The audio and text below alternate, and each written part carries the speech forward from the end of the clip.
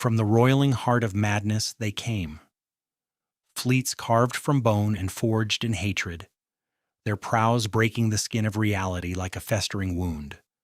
For 10,000 years, the great scar across the galaxy had bled poison into the void, a vortex of impossibility where the laws of time and space were screams on the lips of dying gods. Now that wound had swollen, its edges weeping fleets of a scale unseen since the age of the arch-traitor. Legions of the damned, clad in ceramite stained by eons of unforgivable sin, marched alongside armies of things that had never known form, only hunger. At their head was a being who was the living embodiment of the long war, the inheritor of a Primarch's rage and a galaxy's despair. And against this tide, this final breaking wave of damnation, there stood a single world, a pinprick of defiant light against an encroaching universe of darkness.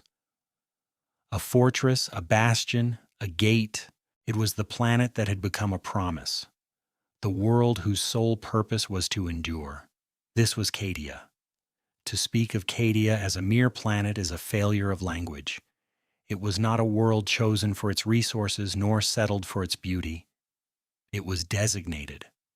In the ashes of a civil war that had burned the galaxy to its foundations, humanity's new masters looked upon the newly formed Eye of Terror and understood its nature. It was a prison for the defeated, but a prison with a broken door. And the space around Cadia was the keyhole. The Cadian Gate was the only stable navigable route of any significant size out of that hellscape, and so on the worlds that guarded it, a new form of humanity was engineered. The people of Cadia were bred for a single purpose: to serve as the unbreachable wall against the night. From birth, they were taught the litanies of the bolt gun and the catechisms of the bayonet. Their children learned to field strip a laser gun before they learned to read. Their world was a weapon, its cities fortresses, its fields kill zones, its skies a web of steel, and their very bodies were marked by their proximity to the enemy. The Cadian strain was famed for its violet eyes, a genetic quirk some whispered was the mark of the warp's touch, a constant low-grade exposure that did not corrupt but honed. It was the gaze of a people who had stared into the abyss for 300 generations and had not blinked. This vigil was not merely one of flesh and steel. At the heart of Cadia's defense lay a secret far older than the Imperium itself, a vast planetary network of colossal, blackstone structures known as the Pylons. They hummed with a silent power, an arcane technology of a long-dead race, creating a zone of psychic stability that calmed the tides of the warp. The Cadians lived and died atop a cage they did not build, for a master they barely understood, guarding a lock whose mechanism was a complete mystery. For 10 millennia, this combination of human grit and Xenos artifice had held. 12 times before, the Warmaster of Chaos had led his Black Crusades out of the Eye. 12 times, his legions had broken against the guns of Cadia and the indomitable will of its defenders. But these were not failures. Each crusade was a test, a probing attack, a sacrifice of pawns to learn the board. Each assault weakened the foundations, scarred the defenders, and taught the despoiler something new about the nature of the lock he sought to break. The 12 crusades were the slow, deliberate turning of a knife in an old wound, preparing the flesh for the final, fatal thrust. And so it was in the last year of the 41st millennium that the final thrust came. The 13th Black Crusade did not begin at Cadia. It began everywhere else. Abaddon the Despoiler, Warmaster of Chaos, had learned the lessons of 10,000 years. A direct assault was futile. The Imperium, for all its decay, could still muster overwhelming force to defend its most vital bastion. So he would ensure it could not. He unleashed his forces across the galaxy in 100 different campaigns. The Crimson Path tore through Segmentum Obscurus, forcing the Imperial Navy to scatter its fleets. Demon Primarchs, unseen for centuries, fell upon worlds of faith and order, turning them into charnel houses that screamed for aid. The Iron Warriors laid siege to critical Forge worlds, starving the Cadian sector of reinforcements and materiel. It was a masterpiece of strategic misdirection, a galactic shell game where every choice offered to the High Lords of Terra was the wrong one. The Imperium was forced to choose between letting a dozen sectors burn or weakening the one world that held back the Inferno. They chose, as they always had, to believe the wall would hold. It was in this climate of desperation and division that the Despoiler's true fleet finally translated from the warp into the Cadian system. The scale of it defied reason. The sky above Cadia ceased to be black, dotted with stars, and instead became a solid mass of corrupted metal and demonic energy. At the heart of the fleet was the Vengeful Spirit, the vengeful ghost of the heresy itself, a battle barge that had watched a god die. Around it swarmed the fleets of the traitor legions, the Death Guard, their hulls weeping filth and entropy. The Emperor's children, broadcasting symphonies of agony across the void. The World Eaters, whose ships were little more than engines strapped to mountains of skulls. And with them came the lost and the damned, pirates and renegades, and vast swirling transports carrying billions of cultists, each one a fanatic eager to die for a glimpse of their dark master's approval. Against this, the Imperial Navy fought with cold, suicidal fury, but for every traitor ship they destroyed, 3 more took its place. The orbital defense platforms, the pride of the Cadian system, were overwhelmed one by one, their final defiant volleys swallowed by the sheer mass of the enemy. On the ground, the masters of Cadia prepared for the inevitable. Lord Castellan Creed, a strategist whose cunning was the stuff of legend, commanded the planet's defense. By his side stood the stoic Jaren Kell, his color sergeant and the anchor of his command. They watched as the first wave of the invasion struck, not with the elite of the traitor legions, but with the dregs. A tide of humanity, hundreds of millions strong, was thrown at the Cadian lines. Mutants, cultists, and slaves, armed with little more than sharpened pipes and rabid faith, charged into the guns of the most disciplined soldiers in the galaxy. It was not a battle. It was an act of industrial-scale slaughter. The Cadian shock troopers stood in their trenches, their laser guns firing in perfect synchronized volleys, turning entire kilometers of the blasted landscape into plains of charred meat. But the tide did not stop. For every 1,000 that fell, 10,000 more climbed over their bodies. This was Abaddon's calculus of contempt. He would drown Cadia in the blood of his own worthless followers, using their corpses to clog the gears of the Imperial war machine. Yet Cadia did not stand alone. As the siege ground on, reinforcements arrived, drawn by the gravity of the unfolding apocalypse. The Black Templars, eternal crusaders, teleported directly into the heart of the fighting, their swords carving a path through the traitor hordes. Leman Russ's sons, the Space Wolves, descended from the skies, their savagery a stark contrast to the Cadians' rigid discipline. And with them came figures of myth, the living saint Celestine, a being of golden light and divine fury, her presence a beacon of hope in the growing darkness. The enigmatic Archmagos, Belisarius Cawl of the Adeptus Mechanicus, his motives his own, arrived with a fleet of Martian ships, his interest not in the battle, but in the humming pylons beneath the surface. And stranger still, the silent Trazyn, the Infinite, a Necron overlord, appeared within the Cadian command center, an unwelcome specter offering aid for reasons buried under 60 million years of silence. It was a gathering of eagles and wolves, of miracles and monsters, all drawn to the final defense of a world that had to stand, because the alternative was unthinkable. The stage was set not for a battle, but for an ending. The war for Cadia was a war for its cities, and the greatest of these was Kasr Kraf. Its walls were meters of hardened plasteel and adamantium. Its gates were kill zones designed by minds who thought only of defense. It was here that the true battle was joined. The traitor legions themselves made planetfall. The World Eaters, led by Karn the Betrayer, smashed into the outer defenses, their chain axes singing a hymn of slaughter. They were met by the Black Templars, and the clash of their blades was the sound of two irreconcilable hatreds meeting in a storm of violence.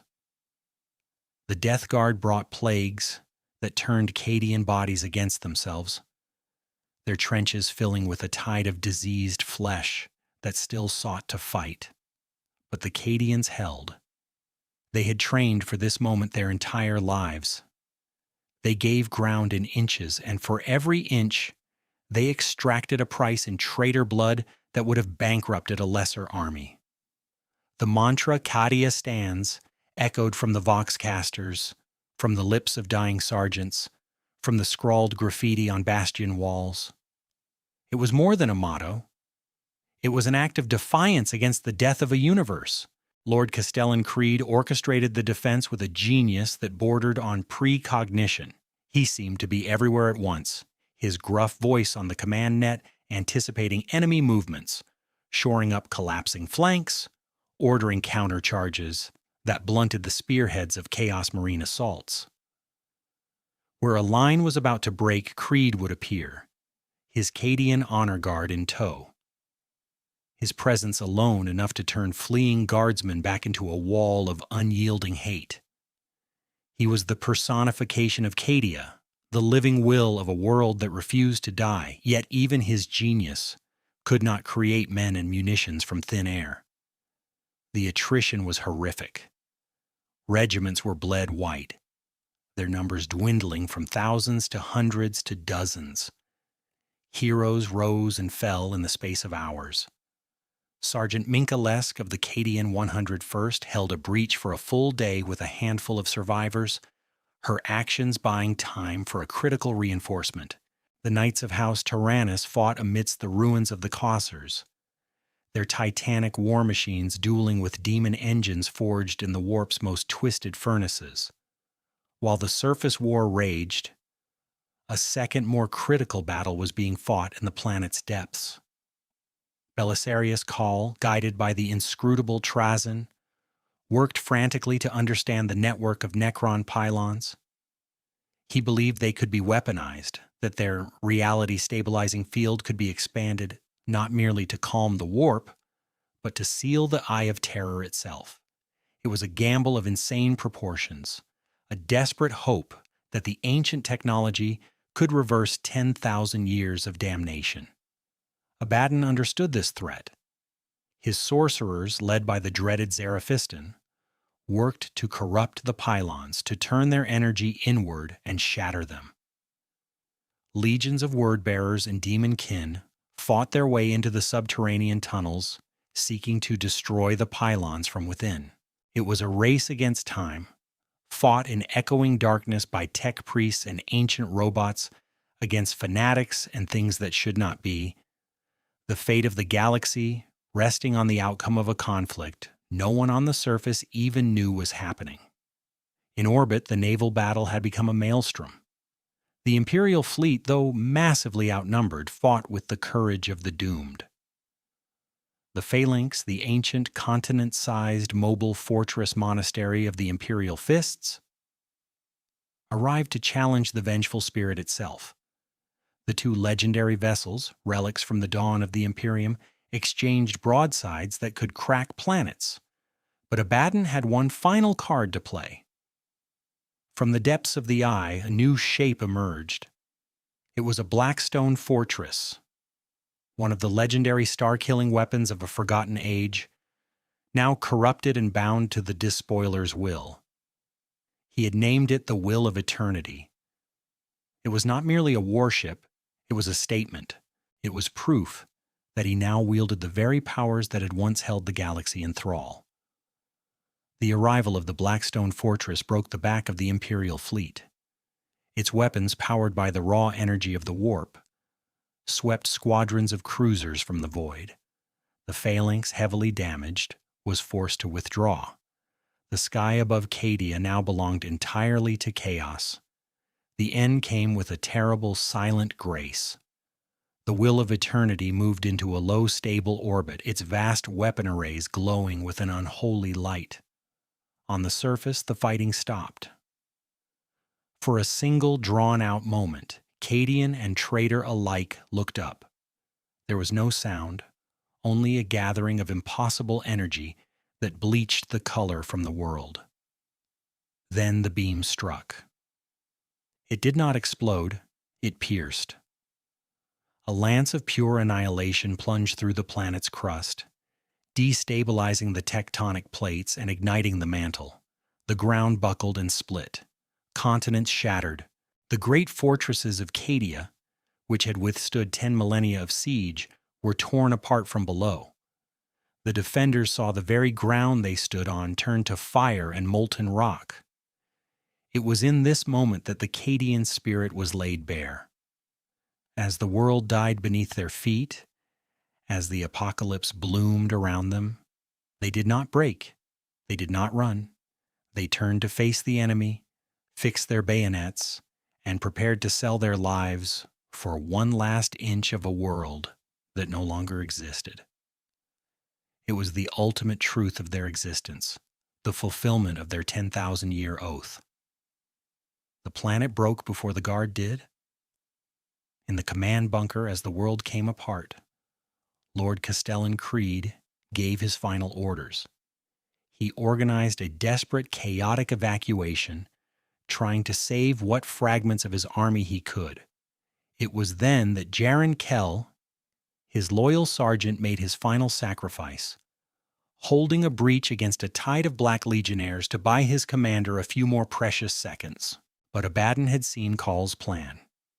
He understood that the overloading pylons, even as the planet died, were constricting the eye, threatening to seal it.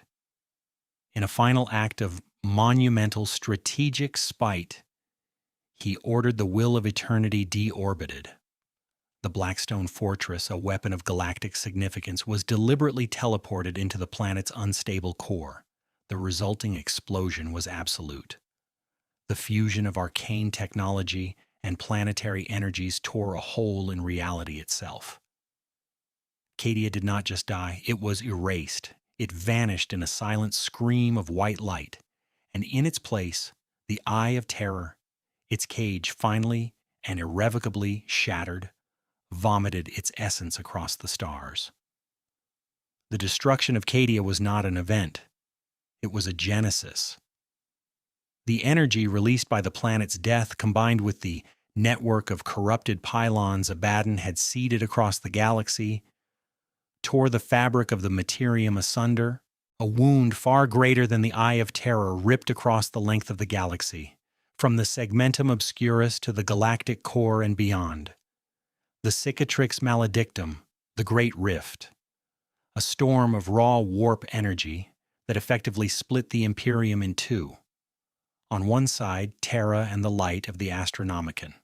On the other, a new realm of darkness, the Imperium Noctis, where countless worlds were cut off, plunged into an age of terror and isolation, prey to the demonic legions that now poured from the rift in endless number.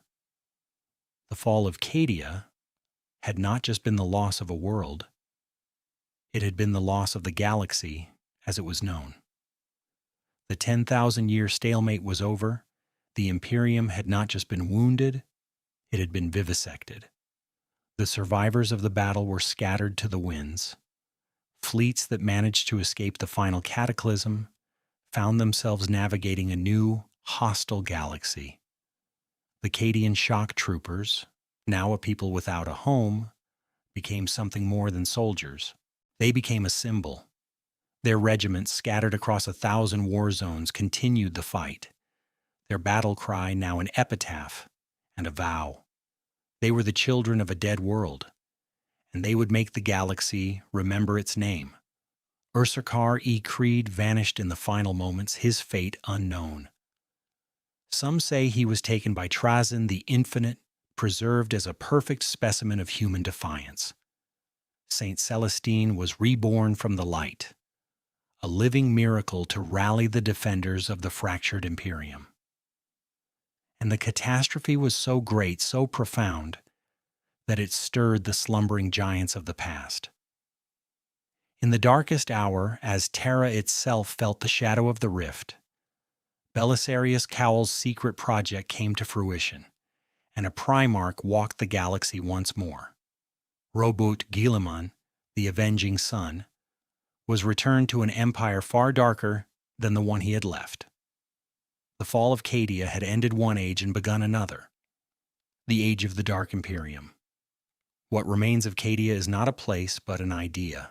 A memory of defiance burned into the soul of the Imperium. For 10,000 years, it was the shield, the wall, the unblinking eye that stared down damnation. Its people were born to a single terrible purpose, and in the end, they fulfilled it completely.